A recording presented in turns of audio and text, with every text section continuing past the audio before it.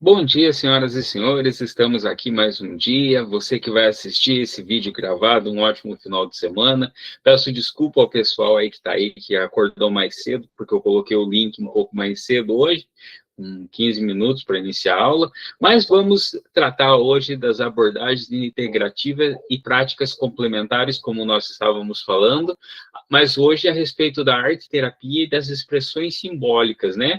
Então, vamos entender isso, como o que é a arte-terapia e o que são expressões simbólicas. Eu não vou abordar exatamente, vocês viram que eu deixei o material complementar lá para vocês lerem, então eu não vou abordar em si a musicoterapia, eu não vou abordar em si a pintura, né, a arte-terapia na forma da pintura, mas se vocês precisarem de algum toque, alguma dica, alguma coisa nesse sentido, vocês fazem uma pesquisa a respeito de música terapia e a gente conversa a respeito do que vocês trazerem, ok? Mas isso, o que eu vou ensinar para vocês é o que as abordagens integrativas podem complementar no nosso trabalho, no nosso ofício como, né, terapeutas. Vamos lá. Opa, perdão, gente. As referências são de Frankl, 2008, e Singer, 2006, né? E daí Frankl fala que quem tem um porquê enfrenta quase qualquer como. Então, quem tem um motivo de vida, né, na logoterapia, nós vamos entender que tem uma força maior para superar as expectativas, para se manter numa caminha. O nome disso é logoterapia. E nós vamos já entender isso mais a fundo a partir de agora. Vamos lá.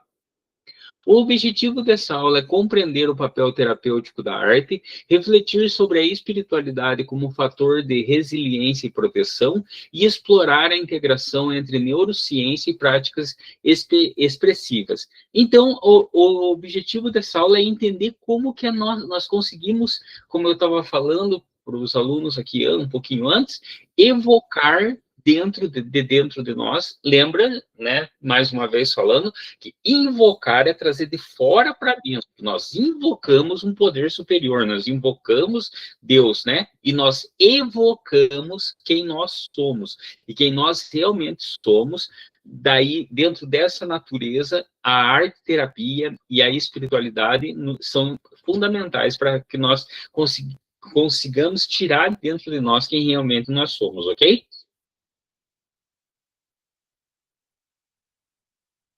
Expansão das terapias integrativas na saúde mental. Nas últimas décadas, houve um movimento global em direção a abordagens mais humanizadas e integrativas no cuidado em saúde mental. Essas práticas reconhecem que o sofrimento humano é apenas biológico, não é apenas biológico, mas também emocional, social e espiritual. Deixa um pouquinho, liberar aqui. Então, quando nós entendemos quando começa a acontecer um avanço dentro do âmbito científico e entender que nós não somos só um aspecto biológico, começa a acontecer o quê? Uma humanização do tratamento, inclusive, né, e especialmente independência química. Lembrando aqui que as pessoas que têm mais de 40 anos aqui sabem do que eu estou falando, que se internaram, digamos, há 40 anos atrás, sabem do que eu estou falando a respeito da opressão, da exclusão. Quando eu me internei, já tinha lá na clínica onde eu estava internado, veja que absurdo, um Amansa Louco escrito sobriedade. Entende? Então, era uma perspectiva, uma visão dolorosa da dependência química. E é um histórico dentro do nosso referencial como terapeutas que nós temos que ter para abordar hoje os nossos acolhidos, entendendo que nós estamos num outro momento, com uma nova visão. Então, as terapias integrativas estão adentrando no âmbito da saúde com uma força muito grande, entende? Então, elas estão entrando em todos os aspectos. Vamos ver alguns aqui? Vamos ver. Por isso, o cuidado passa a incluir recursos expressivos, como a música, a arte, a meditação e a espiritualidade, que atuam sobre o todo do sujeito. Programas de atenção psicossocial e reabilitação psicossocial, como o CAPS no Brasil, vêm incorporando práticas como musicoterapia, arte-terapia, meditação guiada, como resultados positivos na adesão e na redução de sintomas. E também clínicas e CTs têm começado a abordar a arte-terapia dentro dos seus planos terapêuticos. Lembrando que, mais uma vez, que a arte-terapia, a espiritualidade evocam de nós o nosso melhor.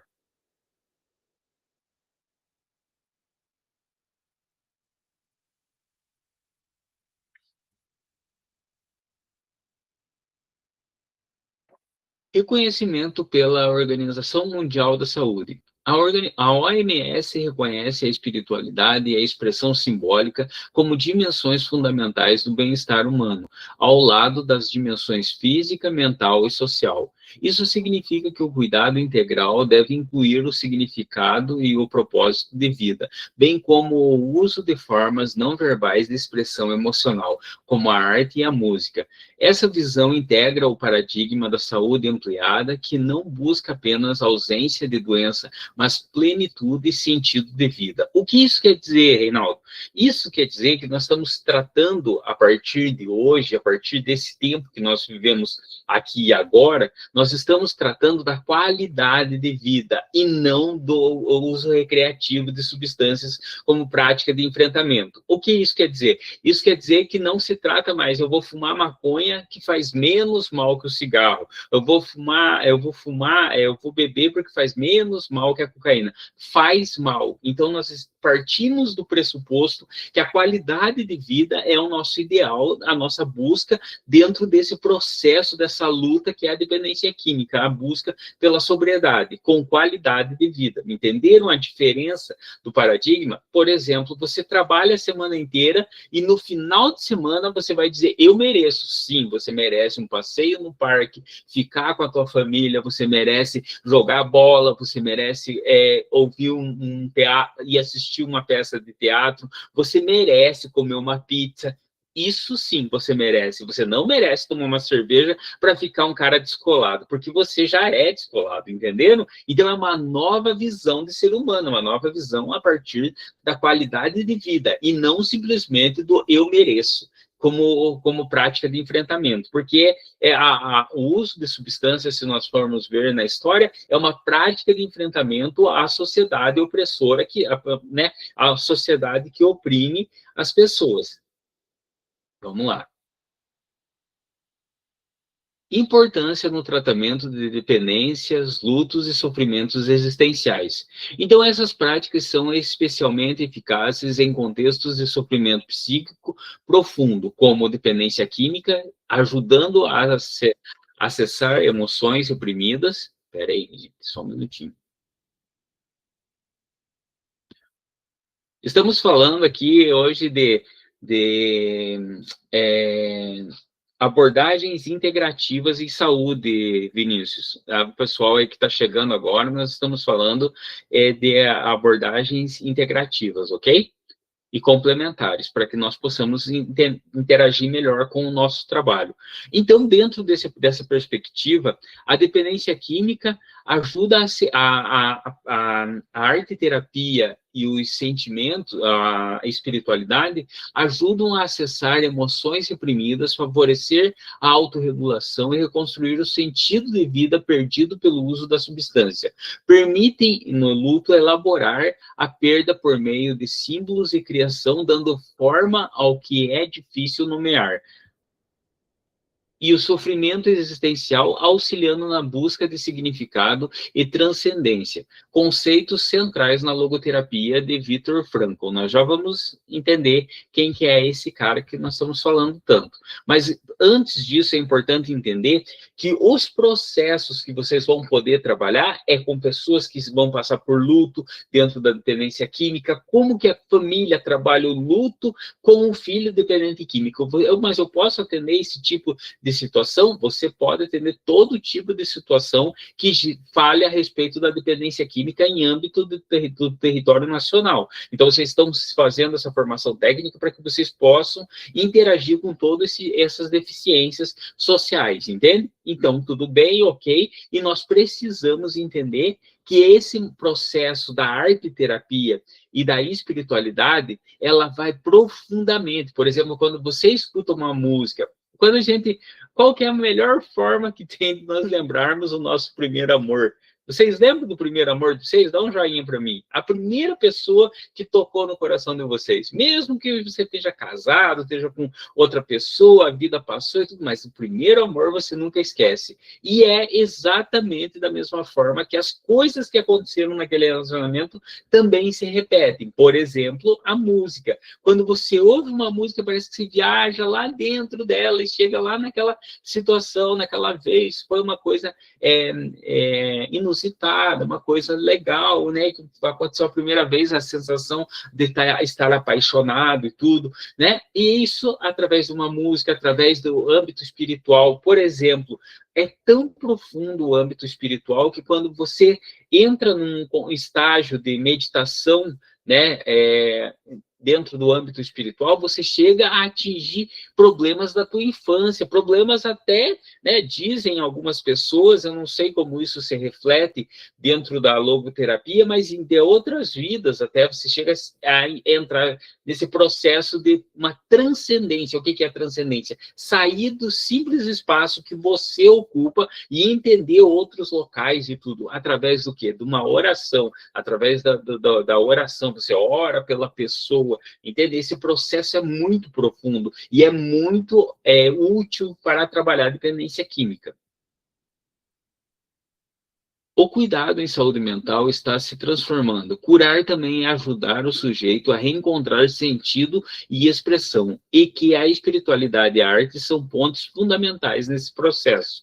Por que encontrar sentido? Porque a pessoa, quando ela fica muito tempo no uso ativo, ela fica brutalizada, bestializada. O que é bestializada? É uma pessoa que só vive através das suas funções, digamos, impulsivas. Por exemplo, eu quero comer, eu como agora, mas são 5 horas da manhã, eu vou comer agora, porque agora me deu fome. Ah, eu quero dormir, mas são 3 horas da tarde, mas agora me deu sono. Então, desregula todo o organismo e a pessoa simplesmente vive através dos seus instintos primários, que é, né, no nosso aparelho tegumentar da nossa cabeça, a parte mais bruta, a parte instintiva. Então, a nossa razão, que é controlada pelo lóbulo frontal, ele fica totalmente amortecido com a questão do uso de substâncias psicoativas. Então, elas desfazem a nossa razão humana,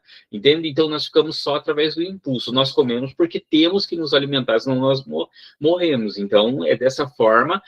Essa questão da arte terapia e da espiritualidade, ela vai entrar lá dentro da pessoa e vai tirar novamente aquele indivíduo que está lá. Porque a pessoa sente, por exemplo, como adicto ativo que fui, eu lembro de como eu fiquei bestializado, mas por dentro da minha cabeça, eu lembro também que eu estava lá vendo essa situação, entende? Só que eu estava como se fosse travado por mim mesmo, não conseguia me falar, não conseguia me expressar. Nós estudamos a cartaz, né, dentro da terapia, que é a forma que nós temos de dizer sim ou não a respeito de emoções e coisas que nos chegam até nós. Por exemplo, alguém chega e fala, Nicolas, você quer usar? Você fala, não, eu não quero, porque o uso de drogas acabou com a minha vida. Só que quando isso é possível?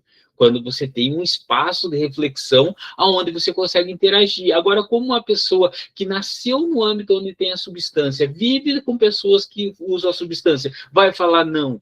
É difícil. Então, por isso que nós vamos ver essa união lá com 12 Passos, quando é falado lá pessoas, coisas e lugares. Entende? Evitar pessoas, coisas e lugares. Por que evitar? É que eu não quero mais falar? Não, é porque vai travar a cartaz, que é tirar de dentro, expressar. Então, você precisa se fortalecer para quando alguém chegar e falar, você poder agir. E é isso que nós temos que fazer com o nosso acolhido. Nós temos que pegar ele, deixar ele no espaço que ele possa falar, se expressar, demonstrar quem ele realmente é, fortalecer quem ele realmente é, através das práticas de enfrentamento, e a partir disso, aí sim, nós pegarmos e ele poder voltar, quem sabe, não digo voltar para o mesmo local, mas poder interagir, se defender. Essa é a história.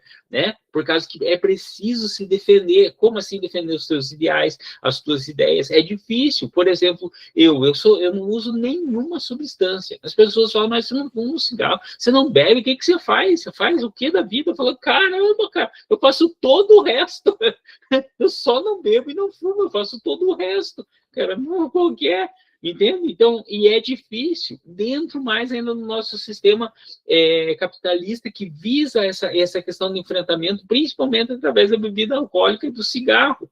Por exemplo, se você chega e fala para uma pessoa, né? Não sei se já comentei com vocês, mas se chega para uma pessoa e fala, eu parei de fumar crack, a pessoa fala, pô, legal, Reinaldo, muito massa. Se você fala, eu parei de cheirar cocaína, a pessoa fala, pô, cara, que top. Mas você fala, eu parei de beber, a pessoa fala, você virou crente? Você está doente. É assim que é tratado. Então, veja só a diferença. E qual é a droga que mais mata no Brasil? É o álcool. Né? Segundo o censo de 2019, aí, o último censo que teve, né, domiciliar aí pelo IBGE, foram 104 mil mortes por causa do álcool. Em 2019, 104 mil. É muita coisa, gente. É muita coisa. E o cigarro vai lado a lado com a bebida, entende? Então, e os que não morrem dão um prejuízo enorme para o Sistema Único de Saúde, entende? Então, aí nós falamos que o álcool e o cigarro são as causas de morte evitáveis, coisas que você pode evitar. Por exemplo, uma pessoa tem um câncer, beleza, é uma questão genética, a pessoa nasceu com câncer, mas o álcool e o cigarro nós conseguimos. Nós estamos aqui para dizer que mesmo com essa doença que nasceu conosco, nós conseguimos nos manter em sobriedade. Então, como que nós vivemos numa sociedade onde famílias dizem, eu quero que ele fique aqui comigo, mesmo que ele use drogas, mas ele vai morrer, não, mas ele vai ficar do meu lado, então calma aí, tem alguma coisa errada. Que isso não é estar do lado, entende? Isso está favorecendo o uso do indivíduo, facilitando o uso do indivíduo, e isso não é legal. O nome disso é codependência e também é doença, e a gente já estudou nisso, já falou sobre isso, né? Então vamos lá. Quem foi Viktor Frankl? Viktor Emil Frankl, 1905-1997, foi psiquiatra e neurologista austríaco, fundador da logoterapia, também conhecida como a terceira escola vienense de psicoterapia. Depois de Freud com a psicanálise e de Adler com a psicologia individual, sua teoria nasceu da experiência extrema nos campos de concentração nazista, onde ele observou que pessoas que mantinham um sentido para viver, mesmo em meio à dor, tinham mais chances de sobreviver e resistir psicologicamente. Então, né, quando você vai estudar a psicanálise e a psicologia individual, nós abordamos uma questão de sexologia, né, dos instintos sexuais e do poder dentro da psicologia individual. Só que com o Frankl nós vamos entender uma outra coisa, que é a emotivação, que é a motivação do viver, que é um princípio, uma coisa que nos liga, que nos desperta para o presente, para o aqui e o agora. Vamos ver como que isso está inserido aqui dentro da história de Viktor Frankl. A logoterapia, a terapia pelo sentido. A logoterapia parte do princípio de que o principal motor do ser humano não é o prazer, como em Freud, e nem o poder, como em Adler, mas o sentido da vida. O termo vem do grego logos, que significa sentido, propósito ou razão de ser. O objetivo da logoterapia é ajudar a pessoa a encontrar significado em sua existência, mesmo nas situações mais difíceis, como doenças, perca, sofrimento emocional. Então, eu não sei se eu já tenho, para quem eu já dei aula, lembra que eu falava, quando você consegue tocar dentro do indivíduo, nessa questão do sentido da vida dele, do porquê ele deve parar, e ele diz para você, eu devo parar porque o uso de drogas faz mal na minha vida, assim como ele fez tudo para conseguir a droga, ele vai fazer tudo para não voltar ao uso. Então, ele vai criar uma resiliência de uma forma surpreendente, né? Então, não é querer falar, mas muitas pessoas que se livram do vício, da compulsão, da dependência, eles conseguem produzir de uma forma excepcional. Por quê? Porque nós vivemos num mundo muito sofrido, que é o mundo das drogas. Então, quando nós paramos o uso e entendemos o nosso potencial, você saiu de madrugada, com chuva, deixando todo mundo em casa sofrendo, mãe, mulher, filho, pai, né? Todo mundo triste, chorando, e você saiu mesmo assim, foi fazer o uso. Cara, quando você encontra o sentido da tua sobriedade, você vai fazer a mesma coisa para se manter em sobriedade. Esteja sol, esteja chuva, esteja pessoas falando que está certo, está errado, você não quer saber, você vai pegar e vai focar e vai. Entende? Então, é isso que é o sentido, é isso que Frankl traz para nós dentro da história da arte-terapia e da espiritualidade. A busca de sentido como força motriz da vida. Para Frankl, o ser humano é essencialmente livre e responsável por suas escolhas. Mesmo diante da dor, ele pode resolver, escolher sua atitude e reconstruir o sentido de viver. Essa busca de sentido dá direção, esperança e motivação para seguir adiante. Um exemplo prático disso é um paciente em reabilitação por dependência química que pode encontrar um sentido em reconstruir sua vida e ajudar as pessoas a recuperar seus vínculos familiares, o que se torna um propósito novo. Então, exatamente o que cada um de nós aqui, nessas pessoas que estão aqui nessa aula hoje, de você que está assistindo aí, é exatamente isso que Viktor Frankl está falando. E nós somos prova de que ele está totalmente correto. Nós descobrimos na nossa vida a solução dos problemas de outras pessoas e nós gostamos de ajudar as outras pessoas. Nós nos tornamos uma ponte aonde nós estávamos no buraco que nós estávamos.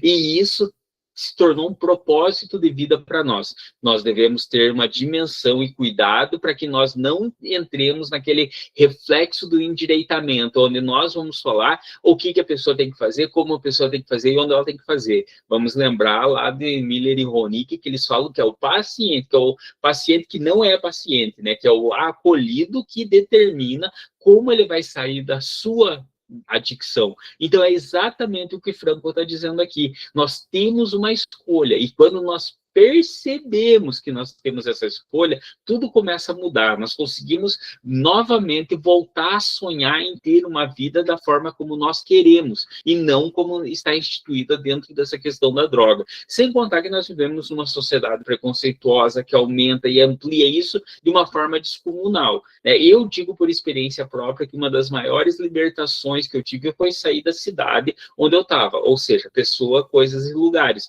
Isso libertou a minha mente para poder pensar novamente em sobriedade. Até então, eu não tinha nem... Eu estava já pensando que eu não ia chegar aos 40 anos, entende? Isso com 36 anos, eu lembro até hoje. Entende? Então, é um processo que, exatamente como o Viktor Frankl falou. Então, nós temos que despertar no nosso acolhido essa possibilidade dele pensar novamente que é capaz. Se nós não conseguirmos despertar isso, é problemático, porque ele vai ter as recaídas. Então, claro que ele vai entrar naquele processo de Prochaska e de Clemente dos 6 estágios, né? Da pré-contemplação, a contemplação, a preparação, a ação, e daí a manutenção, a recaída. Então, ele vai voltar no ciclo e vai continuar. Só que quando nós conseguimos tocar nisso, ele abre para manutenção, e daí ele entende que ele precisa fazer a manutenção. E daí aqui que Frankl está dizendo que se ele pegar e encontrar o sentido na vida dele, da manutenção da vida dele, na sobriedade do outro também, aí fica legal. Aí começa a se tornar o que lá em 1939, Bill e Bob vinham falar da questão de eu descobrir no outro a solução do meu problema. Quando eu falo do meu problema para um outro adicto, eu resolvo o meu problema. Entende? E essa é a ideia aí dos 12 passos. Vamos lá. O sofrimento e a transformação. Frankl ensinava que o sofrimento é inevitável, mas o Desespero, não. Quando o sofrimento encontra um propósito, ele se transforma em crescimento interior. Essa atitude não nega a dor, mas a ressignifica. Exemplo, alguém que se perdeu alguém que perdeu um ente querido pode canalizar a dor em um projeto de amor ou em ações solidárias, transformando o luto em legado. Ou seja, a pessoa... Eu vou dar um exemplo bem prático, bem pontual. A Dona Mara. Quem que é a Dona Mara, Reinaldo? A Dona Mara é uma das presidentes, a presidente, né, interina do Amor Exigente, né? Do Amor Exigente, que é aquele grupo de apoio de codependentes, onde hoje já tem mais de 5.000 salas no Brasil, tem em 5 países, e foi com a Dona Mara que começou. E sabe por que começou? Porque o Padre Haroldo falou para ela que ela ia trabalhar o Tug Love, que é o Amor Exigente na versão norte-americana, que é onde surgiu. Então ela falou, eu não posso trabalhar com dependentes químicos, porque eu tô aqui por causa que um alcoólatra matou meu filho atropelado.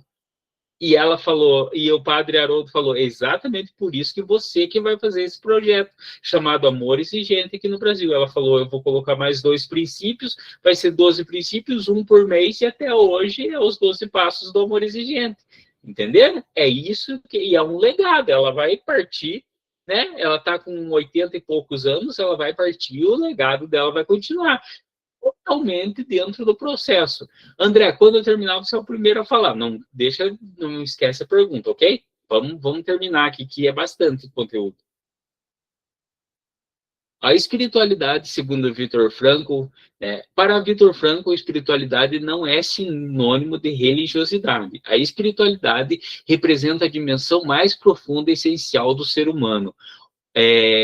Onde habitam os valores como amor, solidariedade e justiça. Então, a consciência moral, a capacidade de transcendência, de ir além de si mesmo em busca de algo maior. É muito interessante isso aqui, porque quando você olha uma pessoa que tem fé, que acredita que vai conseguir, você olha ela subindo locais. Eu não sei se vocês já viram as cabras dos Andes. Não sei se vocês já viram algum documentário a respeito das cabras dos Andes. Elas transitam pela montanha nos Andes, né? Então, de repente, você olha, ela pula, parece que ela encosta numa pedra e pula, não, só que não tem nada aqui. Só que ela vai tão rápido e é exatamente assim que nós vemos, por exemplo, as pessoas que acreditam em alguma coisa. As pessoas que têm, como o Frankl fala, o sentido para alguma coisa. Você olha e fala, cara, aquele cara não vai conseguir fazer aquilo. De repente, ele passou já. Você fala, como que ele foi? Você olha, a pessoa chega na clínica destruída, né? Como eu sempre gosto de falar, tomando vinagre achando que é que suco. De repente ele está sentado discutindo política com você e falando ainda te ensinando coisas, e isso é muito verídico, aí, muito palpável na nossa prática diária. Né? A pessoa chega e você olha para a pessoa e fala, meu Deus, eu não acredito que esse cara é um farmacêutico. Eu fiquei internado com um cara que era doutorado. E ele estava numa situação tão deprimente, assim, tão horrível, tão decrépito, que eu falei, cara, esse cara não vai conseguir. Hoje ele é pós-doutor.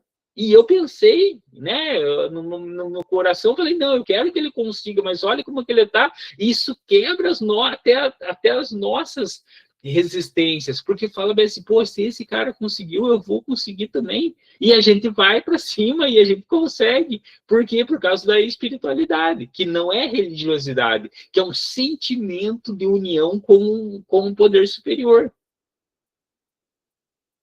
Ou seja, é o espaço interior onde o indivíduo se concentra com o sentido da vida, se conecta com o sentido da vida e com o que considera sagrado, seja em fé religiosa, na arte, na natureza ou em suas relações. Então, é exatamente o que eu estava dizendo, né? Então, qual é a dimensão espiritual como essência humana? Para Frankl, né, o ser humano é biopsicossocial e espiritual.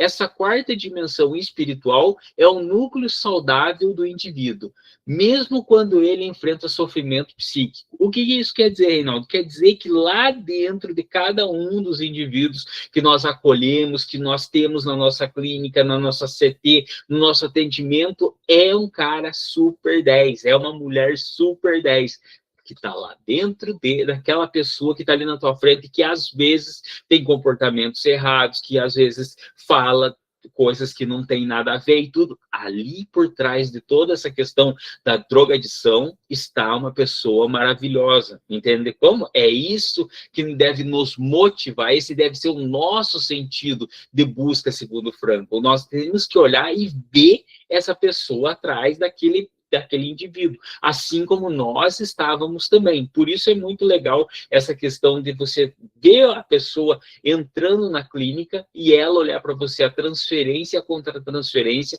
que acontece nesse processo, porque nesse processo você vai visualizar a pessoa e vai falar, meu Deus, está igualzinho eu estava, e a pessoa vai olhar, eu quero ficar igualzinho ele está agora. Entendeu? Então vai ter essa transferência, e contra a transferência a mente da pessoa abre e consegue captar e mudar a sua vida através de um sentido para a sua vida, né? Enquanto o corpo adoece, a mente sofre, a dimensão espiritual permanece íntegra, servindo de base para a reconstrução da esperança e da dignidade. Por isso, ela é fonte de cura, resiliência e autotranscendência. Então, quando você toca na espiritualidade do indivíduo, não na religiosidade, na espiritualidade, você toca num conceito de poder superior, né? Então você toca numa coisa que é maior que a dicção daquela pessoa e ela consegue entender e reformar todo o processo dela e descobrir o sentido da sua nova existência.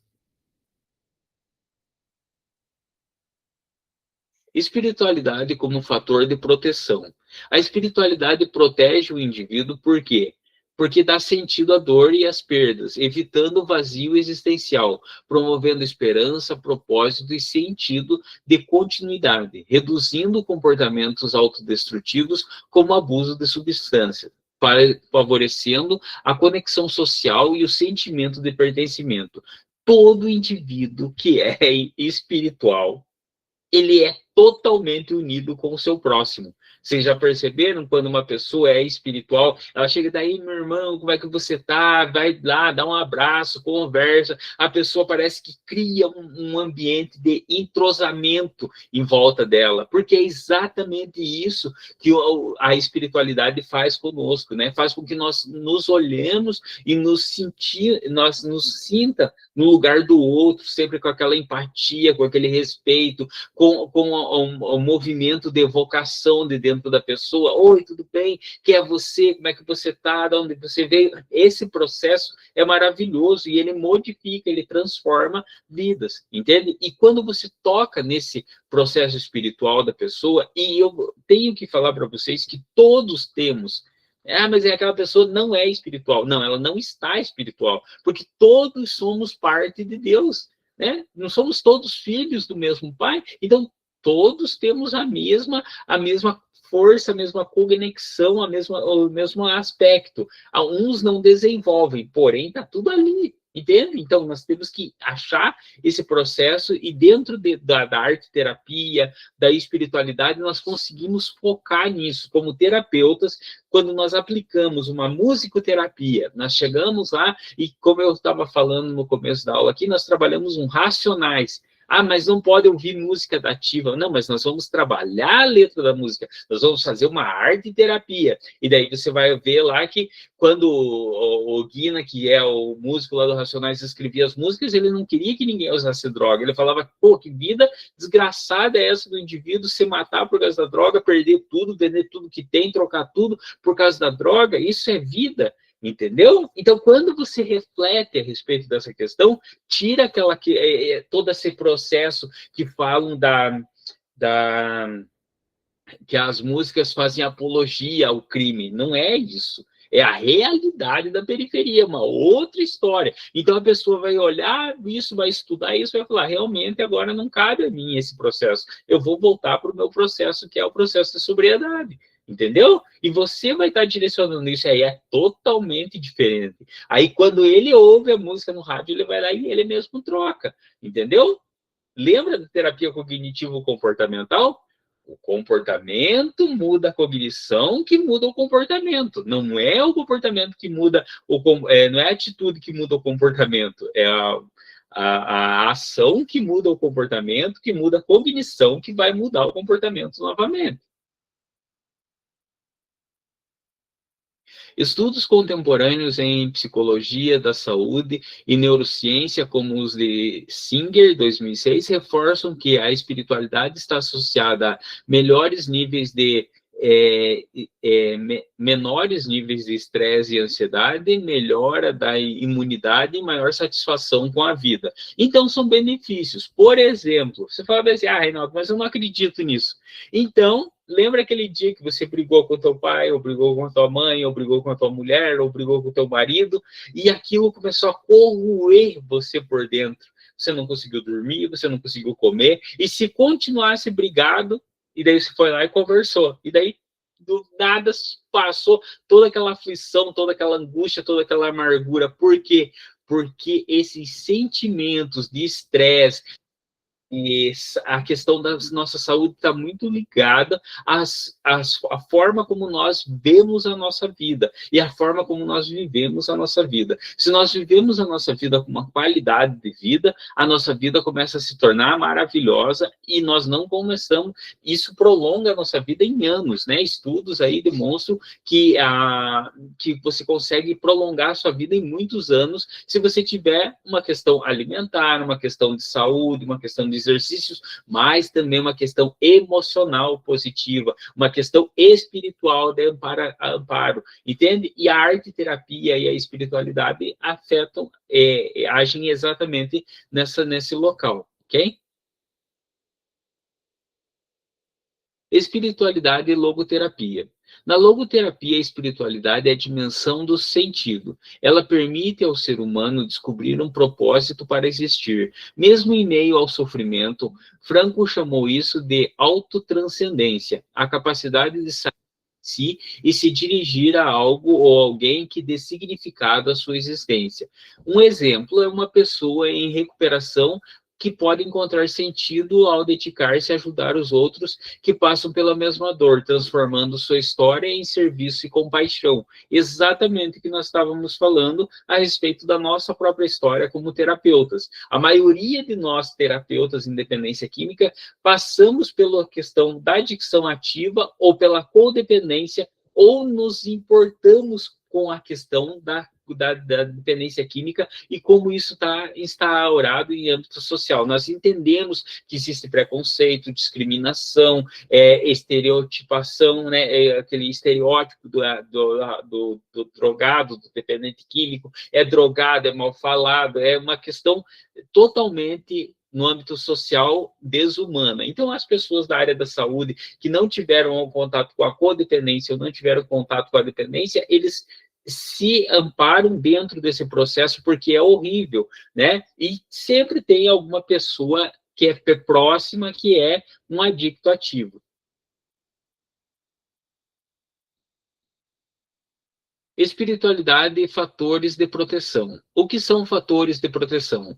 Em psicologia e saúde mental, fatores de proteção são recursos internos e externos que reduzem os impactos negativos do estresse, da vulnerabilidade e do sofrimento. Eles não eliminam as dificuldades, mas fortalecem a capacidade de enfrentamento do indivíduo diante delas. Exemplos clássicos: vínculos afetivos, autoestima, espiritualidade, apoio social e sentido de vida. Então, aqui nós já tínhamos falado a respeito desses fatores, quando nós trabalhamos na nossa capacitação como terapeutas, para que nós entendamos, para que a gente consiga entender que existem fatores que favorecem nosso ambiente de sobriedade. Por exemplo, a espiritualidade, que vai falar que você consegue, mesmo todo mundo dizendo que você não consegue. É a transcendência, como Frankl fala, da busca de algo maior dentro de todo esse processo. Então, você começa a ressignificar a tua história baseada num poder superior,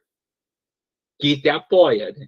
Diga-se de passagem, quando nós falamos em 12 passos, existe uma premissa. Para você ser um membro de AA, ou você ser membro de UNA, lembra dessa fala, para ser membro, você só precisa acreditar que você pode superar o uso da substância e que existe um poder que é maior que a tua adicção, que vai te dar o conforto, entende? Então, nesse processo, nós entendemos exatamente essa dialética de Frankl.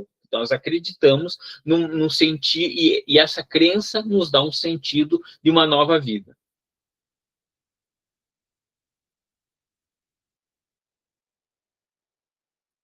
A espiritualidade como um fator protetor. A espiritualidade compreendida como conexão com algo maior, busca de sentido e prática de valores humanos, atua como um escudo psicológico e emocional.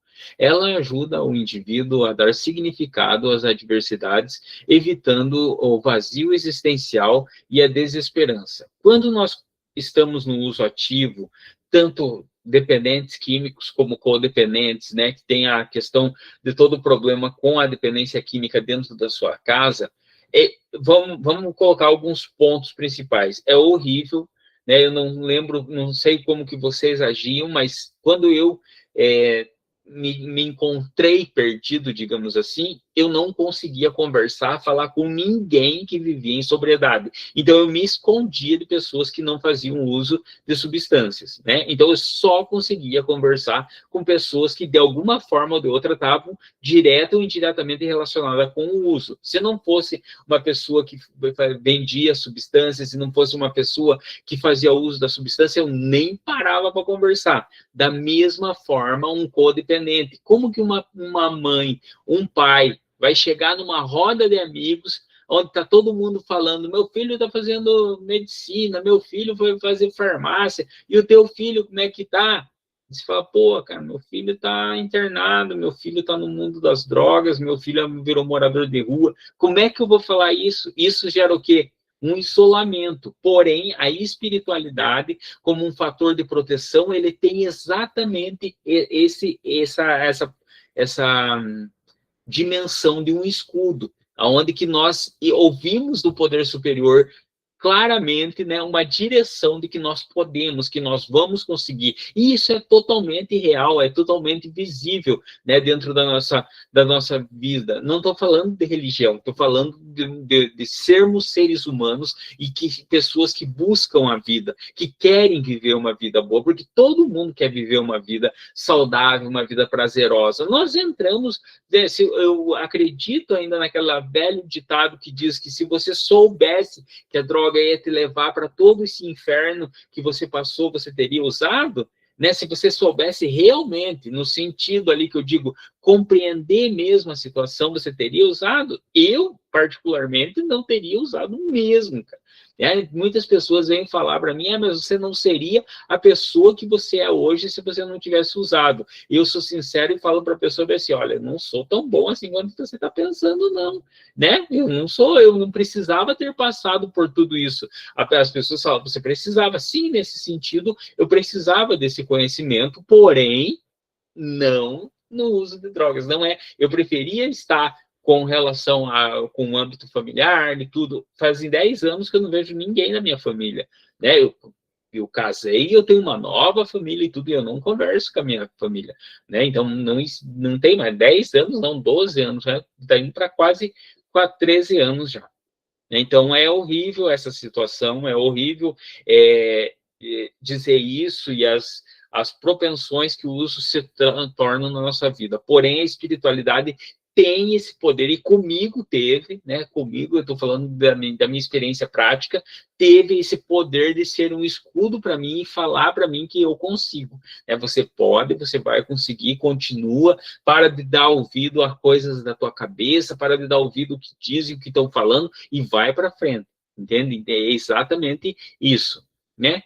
Em situação de perda, doença ou dependência química, a espiritualidade inspira esperança e perseverança, reforçando a autoaceitação e o autocuidado. Promove resiliência emocional, bem como estimula comportamentos pró-sociais, com empatia e solidariedade. Quando você age com empatia e solidariedade no movimento social, você impulsiona o movimento. Você é sempre aquela pessoa Quando você age dessa forma, você é aquela pessoa que as pessoas falam, esse cara é o motor desse local. É o cara que fala, não, você vai conseguir, vai dar tudo certo. Ah, mas tá chovendo, vai sair o sol. Vai sair, calma, que vai sair o sol e tama, entendeu? Você se torna, de vez de ser aquela pessoa que estava gerando um mal-estar social, você é uma pessoa que começa a gerar um ciclo contínuo de prosperidade, um ciclo contínuo de prosperidade não é dinheiro, gente. Prosperidade é saber viver a vida com eficácia, né? Você planejar, você elaborar, você conseguir resolver os seus problemas, é ter a estrutura emocional adequada. E a espiritualidade traz exatamente isso para nós, né? Mecanismos psicológicos e neurobiológicos. Pesquisas contemporâneas com Singer 2006 e Coeng 2012 mostram que a espiritualidade reduz a ativação do estresse, aumenta a produção de serotonina e dopamina e neurotransmissores ligados ao bem-estar, ativa regiões cerebrais associadas à atenção plena, compaixão e autorregulação emocional. Ou seja, há evidências neurocientíficas de que práticas espirituais e meditativas fortalecem o equilíbrio psíquico e fisiológico. Ou seja, faz bem para a mente, faz bem para o corpo, faz bem para todo o teu âmbito sentimental, emocional, tudo. A espiritualidade e a meditação, eles trazem você para a atenção plena. O que é a atenção plena? Lembrando lá que é o estar no tempo presente, né? Quando a gente vai falar a respeito da atenção plena dentro do sistema capitalista, dentro de uma clínica, por exemplo, que você está aí com 60, 70 internos querendo falar com você toda hora, às vezes você está comendo, você nem está sabendo o que você está comendo, você está falando, nossa, eu tenho que falar com a Cris Kelly, eu tenho que falar com a Sueli, eu tenho que falar com o André, meu Deus do céu, eles estão me perguntando isso, o que eu faço? De repente, você almoçou, você dormiu, você acordou, você nem viu o que você comeu. Você nem sabe, se eu perguntar para você o que você comeu ontem, você vai falar, eu comi alguma coisa, cara, mas eu não lembro o que eu comi, porque você não está no presente, e isso é horrível, isso é totalmente motivador do burnout. O que é a síndrome de burnout emocional? É uma fadiga, um cansaço tão grande e tão intenso que você não consegue mais fazer as coisas. Você não consegue mais fazer. É a mesma síndrome que é do trabalho também excessivo. Você está num trabalho excessivo, repetitivo, que você não aguenta mais, você não vai conseguir reagir. E esse âmbito espiritual, esse âmbito meditativo, ele faz com que você visualize a realidade do problema. Muitas vezes nós estamos aqui dentro da nossa cabeça e não estamos aqui onde nós estamos. Eu lembro que quando eu estava fazendo um estudo a respeito do Mindfulness, né, que é a atenção plena, a professora falou que só entendeu o que era Mindfulness quando ela estava tão ansiosa que ela foi sair e soltou a porta bateu na cara dela. Ela falou, cara, eu tô aqui, não tô lá. Entendeu? Exatamente isso que é o Mindfulness. É trazer você para o presente, para você olhar realmente o que está acontecendo. Porque às vezes você fica, meu Deus, eu tenho que isso, eu tenho que aquilo, eu tenho que aquilo. Você fala, pare. E daí você volta para cá, você olha, você fica 5 minutos só olhando para as paredes, você fala, nossa, mas está tudo quieto, está tudo tão tranquilo, está tudo tão calmo, não tem perigo de cair em um avião aqui, não tem perigo de estourar uma bomba, e minha cabeça está não para de falar, e olha como isso aqui está gostoso. É simplesmente a verdade. Qual que é a verdade? Que você está aí parado, né? E tua cabeça está trabalhando, mas você está parado. Entende? Então, isso é revelador para nós mesmos. Como terapeuta, nós temos que aplicar muito a nós mesmos o Mindfulness, que é a atenção plena. Você começou a delirar, que é delírios mesmo, né? Não começa, nenhuma pessoa vem convidar um terapeuta para um churrasco. Vem falar que vai se matar, vem falar que vai matar alguém. É esse tipo de discurso que nós temos diariamente, não é? Vou fugir, eu quero voltar para o uso ativo, é esse tipo de coisa. Ninguém vem falar uma coisa boa para um terapeuta, mas quando você olha para a realidade que você está sentado, que você está salvando vidas, ajudando a pessoa a se localizarem dentro da sua problemática do uso de drogas, isso começa a se tornar uma coisa tão gostosa, tão prazerosa, você fala, pô, cara, Nossa, eu não acredito, eu destruía vidas, hoje eu salvo vidas, hoje eu ajudo pessoas, eu ajudava a perder pessoas aí no mundo, hoje eu ajudo pessoas a se encontrarem novamente dentro da sua história. Isso é muito legal, e isso é totalmente espiritual. No contexto da dependência química, o sofrimento psíquico, a espiritualidade é frequentemente reconhecida como um dos pilares da recuperação. Ela reduz a sensação de vazio e culpa, reforça o sentimento de pertencimento, grupo de apoio, comunidades terapêuticas e sustenta o propósito de mudança e a esperança de recomeço. Um exemplo é nos programas de 12 Passos, como Alcoólicos Anônimos, Amor Exigente, Naranon e todos os outros programas de 12 Passos que tem, e tem mais de 100 programas, né? A dimensão espiritual é considerada essencial para a reconstrução da identidade e da força de vontade. Por que, Reinaldo, isso? Porque nós somos seres humanos, terapeuta. Você, terapeuta, é um ser humano. Então, você não pode estar com o teu acolhido todo o tempo.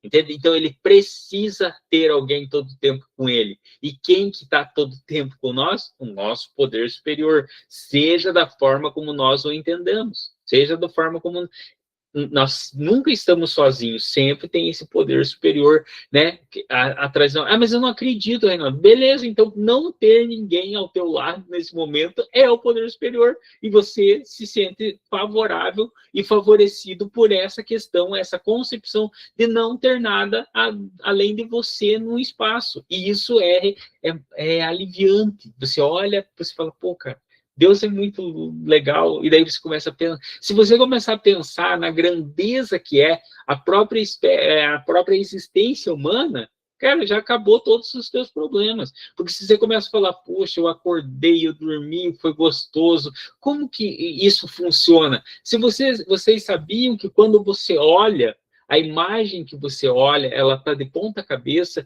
e o teu cérebro inverte ela, porque as luzes passam pela tua córnea, inverte a imagem, o teu cérebro inverte ele novamente para você ver as cores e enxergar tudo como nós enxergamos. Só no olhar, no olhar. Imagine para o teu cérebro falar, para você mexer os movimentos, o teu pulmão funcionando automaticamente, teu coração bobeando automaticamente. Isso é muito como que eu posso falar uma palavra bem conhecida nossa? É muito louco, porque nós estamos num planeta dentro de um sistema solar girando no espaço, né? Parece que nós estamos parados, mas nós estamos a 166 quilômetros por hora girando dentro do planeta Terra. Isso que faz com que nós consigamos ficar presos ao planeta Terra. Imagina só isso. Se você parou para pensar e ouviu tudo isso que eu disse para você, já é uma loucura, já é grandioso demais. Deus é grandioso demais. E essa espiritualidade está totalmente dentro de nós. Esse mesmo poder que está mantendo esse universo está conversando aí com o Senhor, São Paulo. Está falando, é isso aí mesmo. Olha aí, viu só? Entende? Exatamente. Então, espiritualidade e resiliência. A espiritualidade também favorece a resiliência, que é a capacidade de se reorganizar após o sofrimento. Ela não elimina a dor, mas oferece sentido e direção para transformá-la em aprendizado e crescimento. Franco fala que quando não somos mais capazes de mudar uma situação, somos desafiados a mudar a nós mesmos. Então, veja só que interessante. Essa mesma força que está com você e está no universo, que é o poder superior, que é ligado, que é o que nós chamamos Deus, ele também está falando para nós, você pode, você consegue. Daí você fala para Deus, eu não consigo, eu não sei. Você sabe, fui eu que te fiz. Eu estou falando para você que você consegue, mas você está dizendo para mim que não. Fui eu que te fiz, eu gosto, está indo ao contrário. Não joga contra, né? Não faz igual contra. Vai comigo, você consegue, você vai conseguir. E é essa força que nós sentimos. Todo dia, quando eu, por exemplo, quando eu acordo cedo, e eu vou dar bom dia para Deus, eu começo a me sentir totalmente motivado para um novo dia, apesar de que o dia tenha sido M, digamos assim, né? Foi uma M mesmo o dia passado. Mas quando eu acordo cedo e eu olho para Deus, na hora já começa, você vai conseguir, você vai já começar a cabeça planejar o dia, estruturar, eu tenho que fazer isso, tenho que fazer aquilo, tenho que fazer aquilo. Quando eu vejo, já está chegando a tarde. E daí vai chegar a noite, e daí a gente já é outro dia. E assim a gente vai levando um dia após o outro, e graças a Deus, há 6 anos e algumas 24 horas eu estou aqui falando de sobriedade, né? Para glória mesmo desse poder superior que nos mantém nessa forma hoje.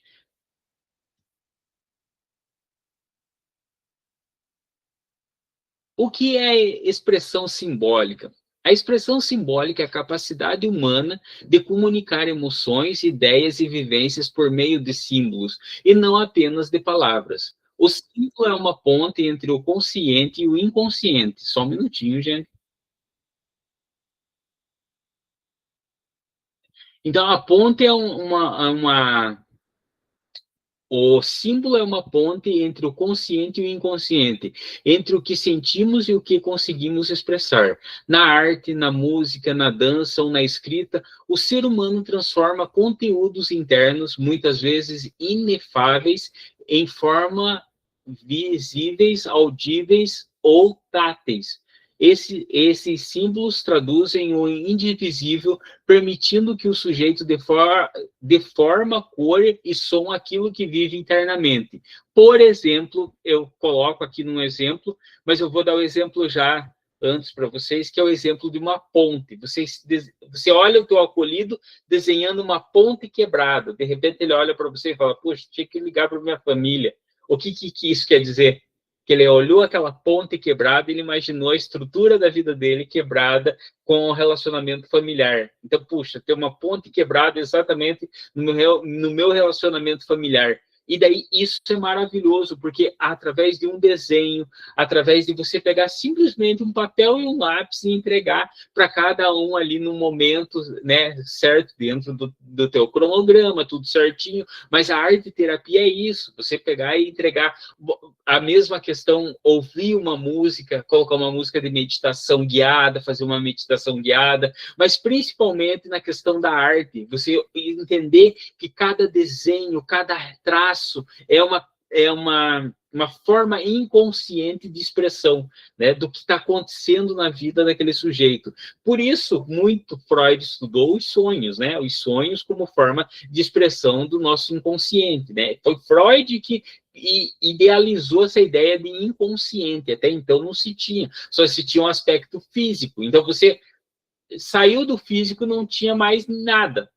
E isso nós sabemos que é totalmente verdadeiro, que saindo do físico nós temos muita coisa, tem nossos pensamentos, nossas emoções, como nós sentimos, a nossa cognição, e tudo é muito visível, né? Como é difícil, e não é só o corpo físico. E além de o corpo físico ser muita coisa, ele não é ainda a única coisa, nós temos todo o nosso intelecto, né, por trás do corpo físico.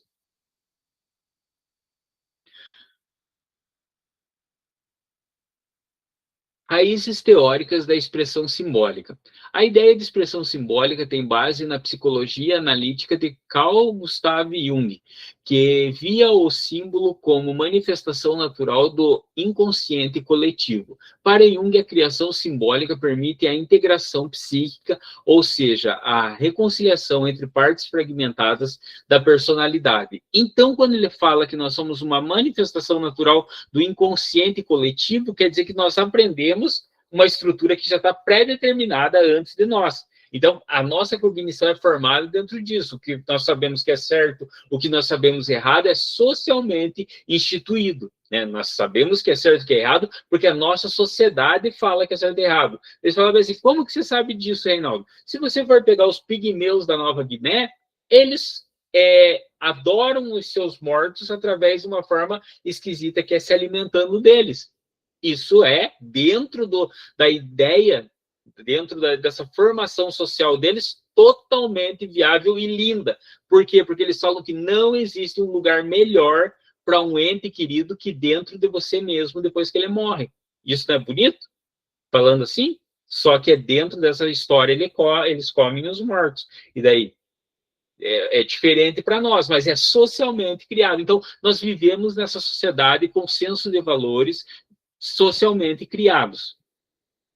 Porém, Franklin também reconhece o papel dos símbolos ao afirmar que a arte e a espiritualidade expressam a dimensão mais profunda do ser, onde o homem e a mulher encontram significado e transcendência. Então, é nesse processo que é totalmente cristalizado a nossa visão, que nós transcendemos a isso. Então, nós saímos do nosso corpo, onde nós estamos aprisionados por normas sociais, por uma questão, vamos supor, de falta de estruturas, e nós transcendemos a isso para alcançar algo maior. O que é algo maior? Um sentido para a nossa vida.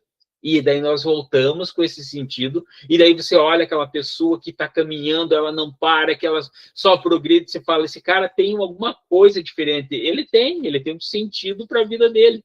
Toda pessoa que tem um sentido não é uma pessoa apática. O que é uma pessoa apática? Não, tá tudo bem, eu vou deitar, vamos ficar calmo, relaxado. Não é uma pessoa apática. Toda pessoa que tem um sentido para a sua vida é uma pessoa que está visualizando como ele vai atingir esse sentido. Ou seja, ele está buscando as formas para atingir o sentido que ele ouviu dessa transcendência dele. Eu gosto de brincar, por causa que quando eu era criança, eu lembro que eu dava muita risada de quem falava sozinho na rua. E daí um dia um pensamento veio na minha cabeça e falou assim, quem disse que ele está falando sozinho? Não é porque você não vê com quem ele está falando, que ele está falando sozinho. E daí eu falei, poxa, cara, é verdade. Né? A pessoa não está falando sozinha, ela está falando com alguém. Ela está vendo com quem ela está falando. Você não está vendo. E isso é totalmente transcendente. Então você transcende toda essa cristalização que nós visualizamos chamada sociedade, e você traz algo dessa transcendência, para que seja o sentido para a tua existência. A arte como via simbólica de cura. A arte atua como um espelho simbólico da alma. Ao desenhar, pintar, cantar ou dançar, o indivíduo projeta sentimentos e conflitos em uma forma concreta, o que possibilita vê-los, compreendê-los e transformá-los. Um paciente em tratamento de dependência química pode desenhar uma ponte quebrada, que é o que eu falei, e ao refletir sobre o símbolo, percebe o desejo inconsciente de reconstruir seus laços familiares ou sua própria identidade. Então, às vezes, é um despertar para o próprio indivíduo que está fazendo o seu desenho. Ele está fazendo um simples desenho ali que você falou para ele, desenha aí, faz alguma coisa que toque no teu coração, para cada um, faz um processo, vamos fazer uma arte-terapia, e hoje você vai fazer um desenho livre, alguma coisa que toque no teu coração. Naquele desenho pode ser o insight, né, os desenhos, a arte em si, ela dispara os insights necessários para que nós transcendamos a nossa existência. E daí, através desse processo, ele pode se localizar como nesse exemplo que eu citei aqui, de uma pessoa que visualiza uma ponte e fala, poxa, meu relacionamento com a minha família está igual a essa ponte, está quebrada, eu tenho que reconstruir, e é nesse processo que dispara o insight do indivíduo, que acende aquela chama que vai falar, esse é o sentido da minha reabilitação agora. Qual que é? Restaurar os vínculos familiares. E isso é lindo, isso é maravilhoso. O papel da expressão simbólica na saúde mental. Facilita a elaboração emocional, sentimentos reprimidos podem emergir e ser trabalhados de forma mais segura, favorece o insight, o símbolo revela significados que a linguagem racional não alcança, promove integração interna. Espera aí, gente, só um minutinho. Tá aqui. Promove ligações. Cadê? Promove integração interna, conecta o pensamento, a emoção e o corpo, e fortalece a autonomia e o autoconhecimento. Esses processos ajudam a reduzir sintomas de ansiedade, de depressão, além de melhorar a autoestima e o vínculo terapêutico. Desses aqui, ou nós já falamos do insight, né, que é o que revela significados que a linguagem racional não alcança, e essa questão de facilita a elaboração emocional. Então, por exemplo, a pessoa desenha lá uma cruz, e aquela cruz representa o luto do seu pai, da sua mãe, que acabou de falecer, ou que faleceu há pouco tempo, ou um luto mal elaborado, mal trabalhado. Daí se pergunta para a pessoa do desenho, ela fala: isso aqui representa o falecimento do meu pai, da minha mãe, e você pode trabalhar, ou seja, facilita o processo de trabalho com a arte-terapia. A pessoa expressa e ela vai ficar mais fácil de falar. Existem coisas que acontecem dentro da nossa vida,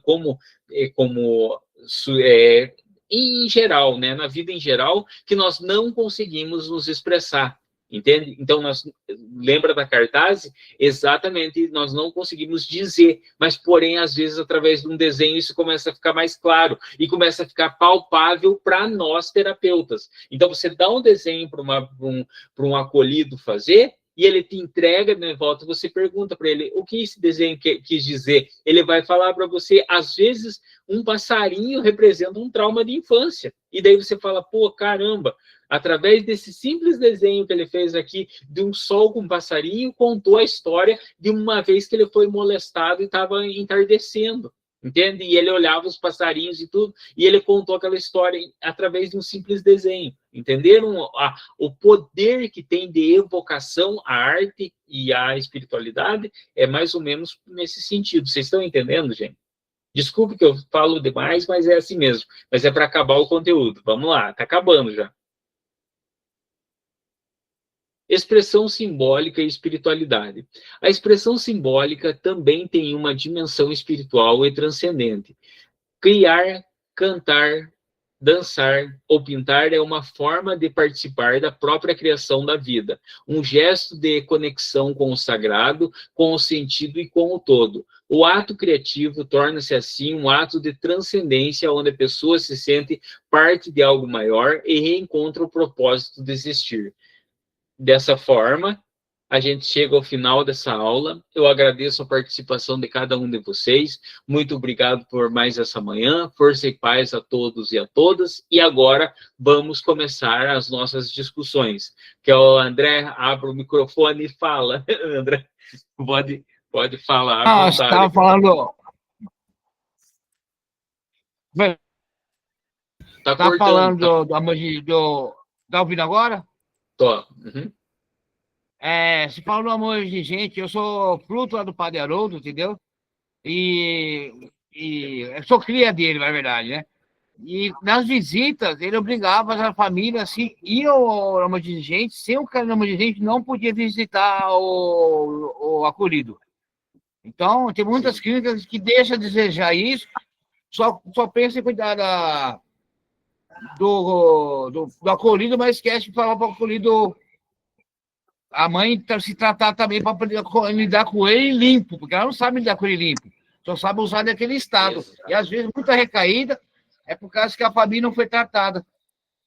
E acaba o rapaz recaído por causa desse motivo.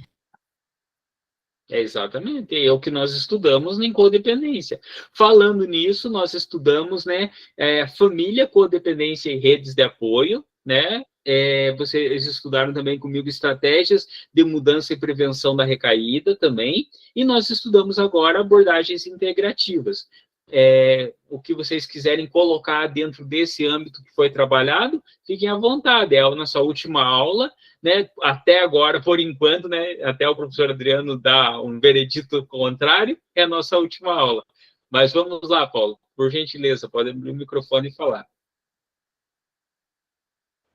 Excelente dia, né, a todos, professor Reinaldo. Professor Reinaldo, a gente já conversamos um pouco sobre nós, o que o nobre colega aí anterior falou, referente lá no instituto, lá, o Padre Haroldo, lá em frente ao Buraco do Sapo.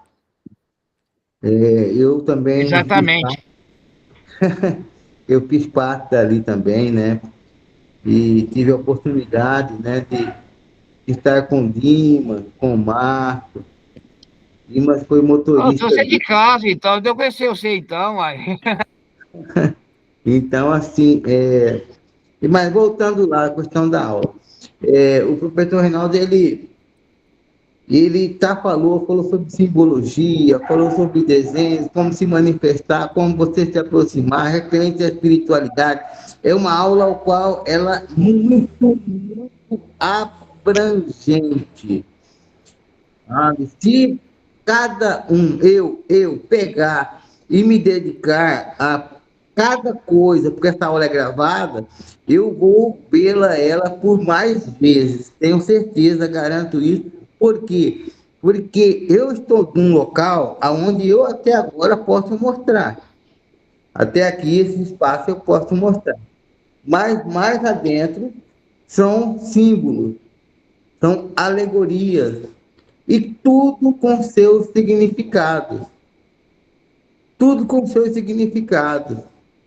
Então, assim, é extrema importância você trabalhar, e eu que trabalho numa área de comórbidos que foram desencadeadas devido ao uso abusivo. Quer dizer, o uso abusivo adiantou, acelerou o problema da esquizofrenia, da bipolaridade, né? Então, eu trabalho nessa parte, com os comórbidos, e o que eu faço?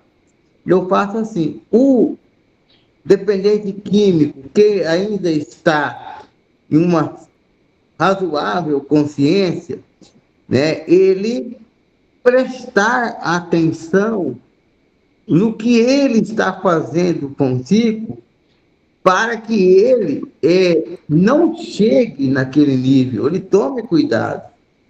Porque aquela pessoa que está naquele nível, ele não jamais queria chegar ali, né? Ele jamais queria.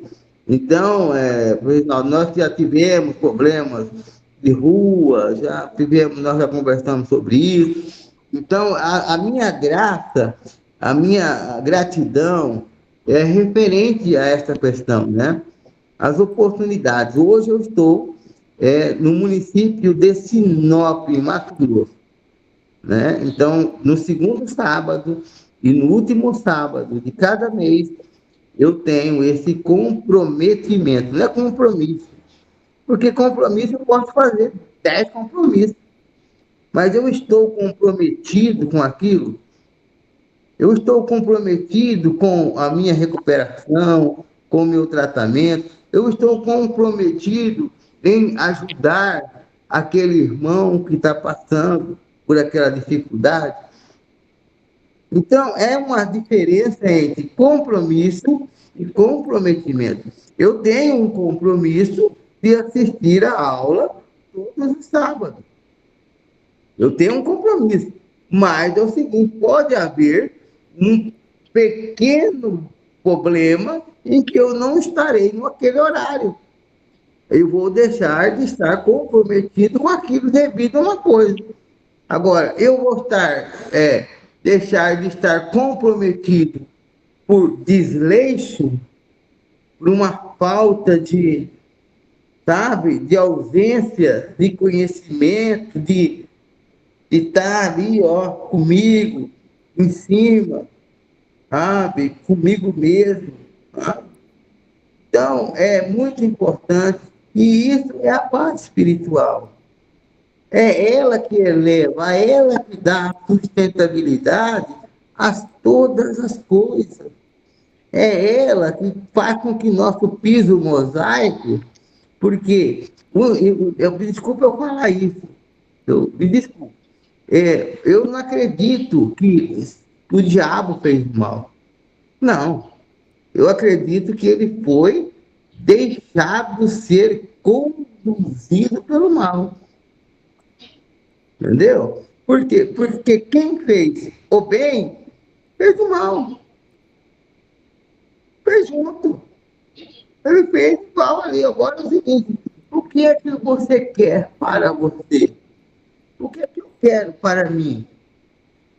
O que eu desejo para mim? Então, quando eu sou desvendado, tirar daquela venda dos meus olhos, eu já, igual o nobre professor falou, que ele evita pessoas, lugares, é o que eu faço. Porque essa venda, ela saiu dos meus olhos. Eu não tenho mais nada ali. Eu não tenho mais nada com aqueles caras de bar, da biqueira, eu não tenho mais nada com aquilo. Entendeu? Então, eu preciso manter isso.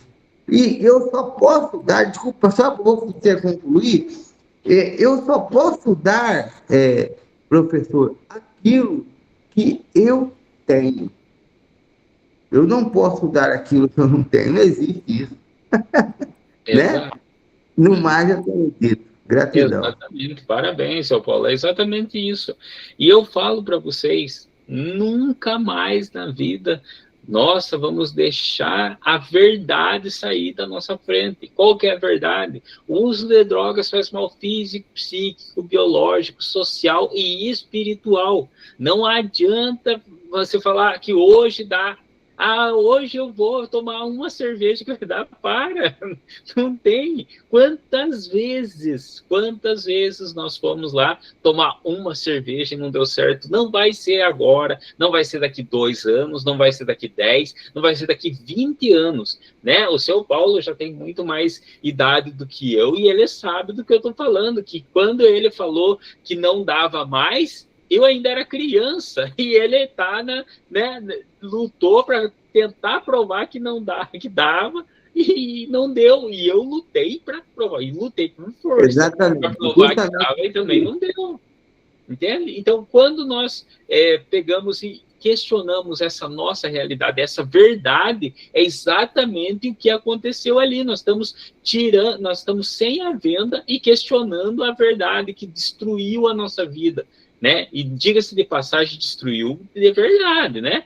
Destruiu a nossa vida, os nossos vínculos, os nossos laços. Então, a pessoa fala assim, mas eu nunca fui dependente e não destruiu o teu sentimento, a tua força de vontade, a tua esperança, não minou a tua saúde, a tua resistência, ver teu filho nessa situação.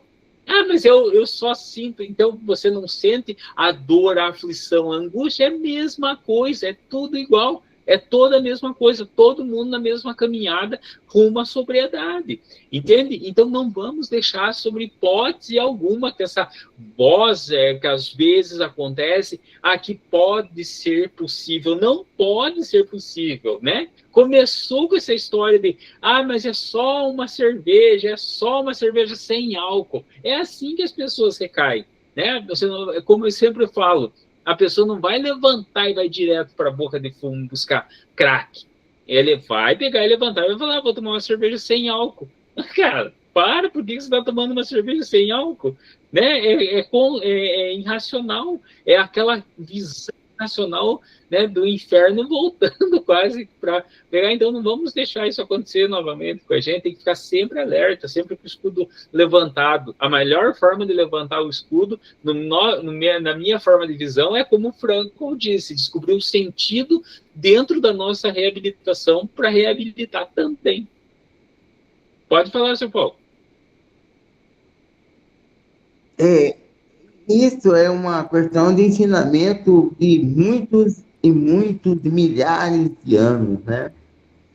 Porque essa questão do tratamento da comorbidade, do tratamento do comportamento, desde de Platão, né? Desde Aristóteles, né? Porque Sócrates ele fez uma escolha justa, até no meu ponto de vista, né? Por quê? Porque ele acreditou que o que ele estava falando era e é verdade. Então, ele falou, se é para me escolher entre negar tudo aquilo que eu disse, eu prefiro beber o veneno, porque eu tenho certeza que aquilo que eu falei é verdade. Né? Então, ele não poderia. Então, que nem disse, o que eu estou dizendo, o professor aí está dizendo, respeitando todos os colegas, o que eu estou dizendo, eu tenho plena consciência de que eu não posso, de forma alguma, experimentar, nem por nada. Tenho cuidado, professor, e nobres colegas que estão aí, Cuidado até aonde eu tomo um copo com água. Mas o cuidado é para mim. Não é que eu tenho um problema com a pessoa, não. O problema está em mim. É em mim que está o problema. Então, se eu não cuidar do problema que está em mim, vai dar bacalhau. Vai dar Exatamente. bacalhau. Exatamente.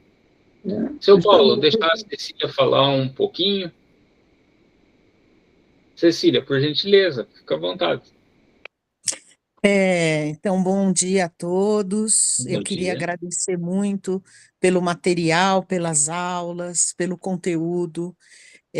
Confesso que eu fiquei assim surpresa com a qualidade do que eu encontrei aqui e certamente farei outros cursos com vocês, né? Agora, queria só colocar uma questão, não sei se é só minha, né? O que eu tenho mais dificuldade em lidar com o dependente é a dissimulação, a chantagem, que é uma coisa que parece que ela encarcera a gente, não sei, parece que se você não cede, você é a pior pessoa do planeta, sabe? É uma coisa, assim, é uma coisa enlouquecedora. Então, essa coisa de como que a família tem que lidar, né, com isso, eu acho que é assim, como eu não, pessoalmente, não tenho este problema, o meu problema é o afeto pelo outro e querer desesperadamente que o outro fique bem, que ele melhore, que ele se construa, né? Enfim. E aí a gente fica pendulando, sem saber direito se aquela dor do não, né, vai fazer a pessoa recair ou se tá certo, enfim. Essa é a maior angústia, né, que eu enfrento. Então, era isso que eu queria ouvir um pouquinho, porque é bem Então, difícil. muito obrigado pela sua consideração. É exatamente desse tipo de consideração que a gente precisa. Entender que a codependência sofre o mesmo tanto que nós sofremos. Entende? Então, realmente, eu falo para a senhora que eu vou citar o exemplo aqui do Amor Exigente, porque é um local onde eu trabalhei como voluntário durante um tempo, e eu falo para a senhora que o não é necessário, sim. Né? Então, um dos postulados do amor exigente é: eu te amo, mas eu não aceito o que você faz de errado. E não aceito é não aceitar mesmo, entende? Porque muitos de nós, nessa questão da manipulação, está totalmente ligada a exatamente essa sensação que o codependente sente de culpa pela nossa situação. Entende? Então, nós percebemos essa permissividade dentro do processo do não. Então, ela não vai conseguir dizer não para mim, por causa que ela se sente culpada de todo esse meu processo. Só que tem uma questão aqui, dona Cecília, que é a seguinte: a senhora tem que se valorizar a ponto de demonstrar para a pessoa que é o amado da senhora que a vida vale a pena ser vivida.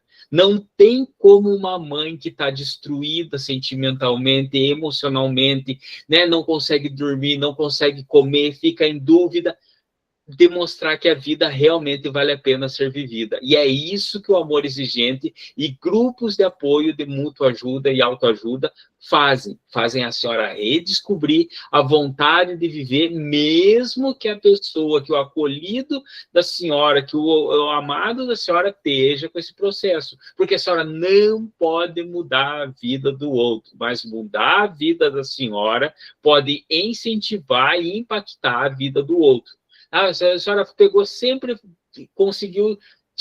não conseguiu dizer não. E a senhora fala: não, a partir de hoje, ó, senta aqui, vamos conversar, independente do que aconteça, eu vou te falar já, a partir de hoje eu não aceito mais o uso de substâncias na nossa vida. Você vai ter que escolher, ou você vai ficar comigo ou com outro. Isso não quer dizer que a senhora, como codependente, está abandonando o filho da senhora. Está querendo dizer que ele vai ter que fazer uma escolha. E o amor exigente fala que o caos precede um movimento para um local melhor. Entende? Então, você vai estudar o amor exigente, você vai visualizar que essa busca pela qualidade de vida da senhora vai impactar na vida dele. Ele vai falar, poxa, mas minha mãe ficava sofrendo, minha esposa ficava sofrendo, chorando, hoje ela está sorrindo, está maquiada, está bonita. Não sei, mas ela está com um semblante diferente. Por quê? Porque ela está amparada. É exatamente isso que traz a espiritualidade e os grupos de apoio, grupo de auto e muita ajuda. E se a senhora tem essa dificuldade em dizer o não, em se impor no sentido correto do termo, de falar, olha, eu não aceito que você faça uso de substância aqui em casa, porque esse é o maior índice que tem de pessoas que continuam fazendo uso. Por quê? Porque a família tem medo de dizer não e permitem que a pessoa faça o uso de substância dentro da sua residência. E tem casos piores, dona Cecília, que a própria pessoa, a própria mãe, o próprio marido, a própria mulher vai buscar a substância para que o filho, o seu amado, não corra o risco de passar por algum problema decorrente do uso de drogas. Ou seja, vou ser bem sincero, aconteceu algum problema na periferia, ser preso, alguma coisa, só que todos nós que estamos aqui aprendemos com os nossos pais o quê? Que nós temos que pagar o preço pelas nossas atitudes. Não é assim que é? Não é assim que funciona? O pai e a mãe têm que ser pai e mãe para que o filho seja filho. Então, o pai e a mãe têm que dizer não para que o filho aprenda a entender. E foi assim que aconteceu. É difícil, para falar a verdade, sozinho se torna impossível. Por quê? Porque a senhora está totalmente inserida dentro desse âmbito da manipulação do adicto. Porém, se a senhora se fortalece com um grupo de apoio que vai demonstrar para a senhora as formas que tem agido há mais de 50 anos, que é o caso do Amor Exigente, que é um trabalho gratuito e tudo, a senhora vai se fortalecer e vai criar vínculos estáveis, entendeu? E a senhora vai conseguir tomar decisões e falar o não na hora certa, o sim na hora certa, porque não é o pai que tem que pegar e mudar as atitudes. O pai é a pessoa que está certa, a mãe é a pessoa que está certa, é o filho que tem que mudar as suas atitudes. Porém, se o pai e a mãe se tornam, como a senhora falou, codependentes e, nesse sentido, precisam procurar ajuda e não procuram, o acolhido, o adicto, ele percebe, nós percebemos a permissividade, e através da permissividade nós vamos continuar no uso ativo. Não sei se eu consegui explicar para a senhora. Nossa, brilhante, muito obrigada, viu? Foi extremamente esclarecedor. E mais uma vez eu parabenizo toda a equipe. Eu como o colega que falou antes de mim, eu vou assistir. Essas gravações ficam disponíveis para a gente ver, rever, ler esse material todo?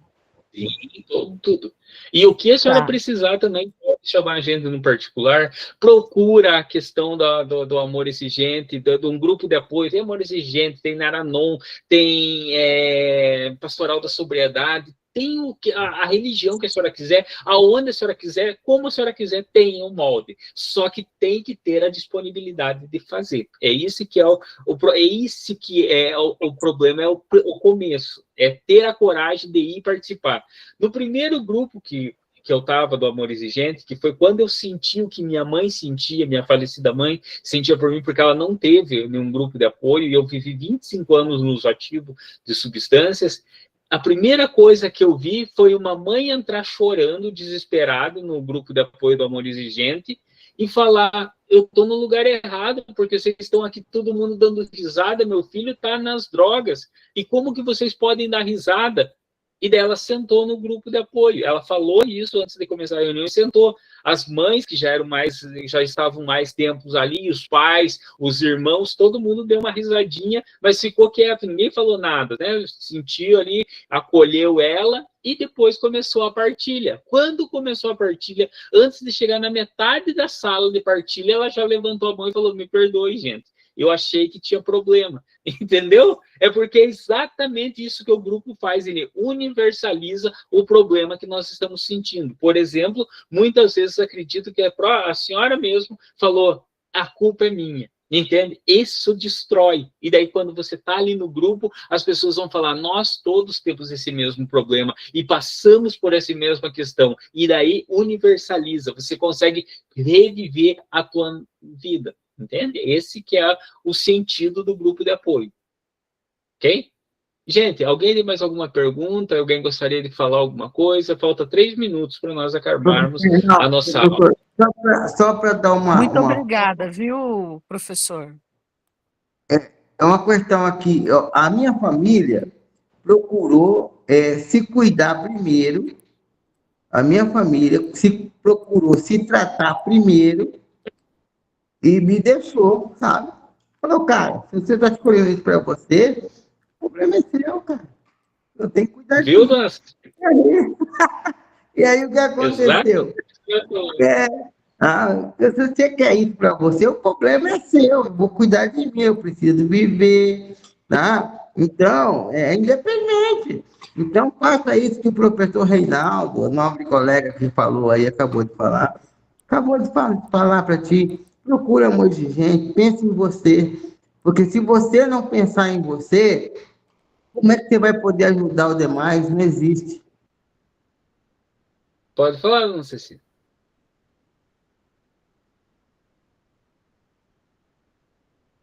Pode falar, dona Cecília. O Ricardo levantou a mão, perdão. Não, tá com a mão levantada. Eu só não estou conseguindo abaixar a minha mão, viu? É por isso que ela está assim. Deixa assim, não tem problema. Tá bom. Bom, Ricardo. Bom dia a todos. Eu estava ouvindo aqui, né?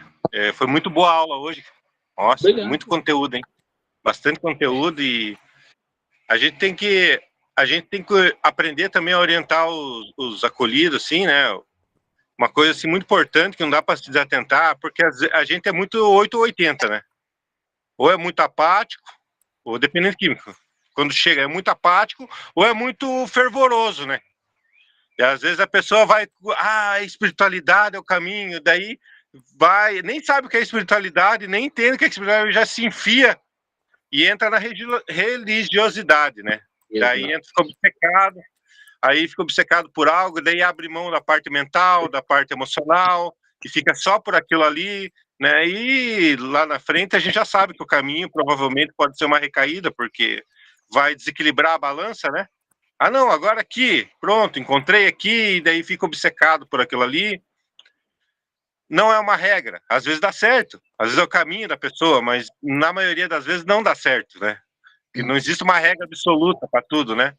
Então é muito bom, falar sobre espiritualidade, entender o que é espiritualidade, saber explicar para as pessoas o que é espiritualidade, porque às vezes praticar um princípio já está começando a praticar a espiritualidade, né?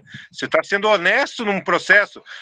Primeira vez que você vai no mercado e devolve um troco que a caixa deu a mais. Aquilo ali você já está praticando um processo espiritual. A primeira vez para mim foi, nossa, eu devolvi o troco, tive que partilhar lá no grupo lá, eu devolvi o troco, nossa, era um dinheiro que ia me ajudar, tal. Depois de um tempo, é normal, né? Fala, moça, tá errado. E já é uma coisa, já vai se tornando mais natural, né? Praticar o princípio, né? Mas é uma honestidade, só que depois com o tempo você descobre que é uma honestidade básica, né? Que seria normal, mas que pra gente é uma coisa nossa, né? Muito legal. É demais, né? A primeira vez é demais, né? Você fica todo orgulhoso, todo se achando, entendeu? Mas depois você começa a ver que é uma coisa básica, uma coisa simples, né? Que a honestidade mesmo, a nível mais profundo, é uma questão mais consigo mesmo, né? De aprender princípios e olhar para esses princípios honestamente, porque assim, ó, o que eu acredito, professor, não precisa ser o que você acredita, mas muitas das coisas que eu acredito vão fazer parte, vão tipo, como que é? Vão coincidir com o que você acredita. Muitas das coisas vão coincidir, mas nem tudo. Nem tudo. E tá tudo certo. Aí eu preciso entender isso, se isso é realmente viável para mim, que é o processo do autoconhecimento, e praticar isso, né? E ser honesto comigo em viver isso, né? E para criar essa base, leva um tempo. Leva muito tempo, né? E isso tem a ver com espiritualidade, né?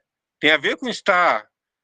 É uma coisa simples, né? A gente pensa em espiritualidade estar num fervor religioso, tá conectado 100%, e às vezes você consegue estar conectado, que nem eu tô conversando com você, né? É o que eu acredito, eu tô conversando com você, e eu imaginei meu poder superior agora, e eu já tô conectado com ele, conversando com você, e entendendo que ele está aqui, sentindo ele aqui, e vivendo isso aqui, mas isso aqui levou tempo para mim conseguir fazer isso. Exato. Vai se tornar uma coisa natural, uma coisa prática, entendeu? Então, tudo é um processo, né? Um processo de entender um pouco mais, e entender sobre... Assim, não tem como você falar de espiritualidade se você não entende dos princípios, né? É difícil, né? É um pouco assim, fora de... espiritualidade que é muito... Essa linha entre espiritualidade e religiosidade é muito tênue, sabe? Sim, Na cabeça da gente. Eu falo isso porque eu também, se eu não ficar prestando atenção, eu me confundo. Não é porque eu estou vários anos dentro do processo que eu não vou me confundir, entendeu? Então eu tenho que estar prestando atenção, né? E esse negócio de prestar atenção, que é o difícil pra gente, né? Porque ele tá com 50 coisas na cabeça ao mesmo tempo, o tempo todo, né? Mas foi muito boa a aula, sabe? Eu quero agradecer aí, foi muito da hora, e esses dias eu tava escutando sobre física quântica, e a física quântica deu uma definição de vazio lá, até vou partilhar aqui bem rapidinho, que para mim fez muito sentido, sabe? E até então a gente fala muito de vazio, né? E o vazio, ele é um, na física quântica, é um ponto de passagem, de transição, sabe? É um ponto de transição. É onde você tira algo para colocar outra coisa. É o vazio, né? Você tira algo ruim para colocar uma coisa diferente. Só que nesse processo de tirar algo e colocar algo, existe uma coisa lá que eles falam lá, que é a congruência. Tem, tipo assim, o que você está fazendo é uma coisa que você conhece, que te faz mal, mas você já sabe lidar com aquilo. Então você fica lutando para abrir mão daquilo, e daí você começa a aprender uma coisa nova, que até ela fazer sentido, que realmente vale a pena, você está falando de sentido da vida, até fazer sentido de que vale a pena, você fica lutando, e você não abre espaço para aquilo entrar. Você não abre a porta para aquilo entrar, você fica brigando. Então você fica no vazio, porque você não consegue abrir mão do que está lá, e não consegue deixar entrar o que é novo. E ali, nesse vazio, é exatamente o ponto de partida. A hora que você consegue abrir mão, vem o vazio, mas é quando você está pronto para deixar que algo novo venha. Que é o caso que a gente pode falar da recuperação, da rendição, né? Você está esgotado, cansou de lutar, se rendeu, fala, bom, beleza, chega. Eu vou dar uma chance para que aconteça isso aqui, né? Depois de muita luta, muita briga. E às vezes não tem a ver com a droga, tem a ver com uma emoção, tem a ver com uma maneira de pensar, tem a ver com comportamento, né? Que durante anos você está arrastando. Então é legal estar estudando e estar ouvindo vocês, e daí começa a aparecer outras coisas, você começa a prestar atenção. Fazia tempo que eu não voltava a estudar. Está sendo bacana aí. Obrigado aí pela aula, professor. Legal. Eu que agradeço a participação de todos vocês aí, agradeço mais esse final de semana aí. Não sei como será as próximas aulas, se o professor Adriano vai dar, se ele vai pedir para mim dar, ou se a professora Letéia vai vir fazer as aulas no sábado, mas assim que for decidido, vocês vão ficar sabendo, né? Então, eu agradeço a participação de vocês, falo se vocês tiverem algum problema, alguma coisa que eu puder ajudar, entra em contato no particular comigo, a gente conversa, às vezes é meio corrido, mas sempre dá tempo de dar uma palavrinha, alguma coisa, beleza? Muito obrigado, gente, força e paz, uma ótima semana para vocês que vem, um bom final de semana, ok? Deus abençoe. Obrigado, professor, também.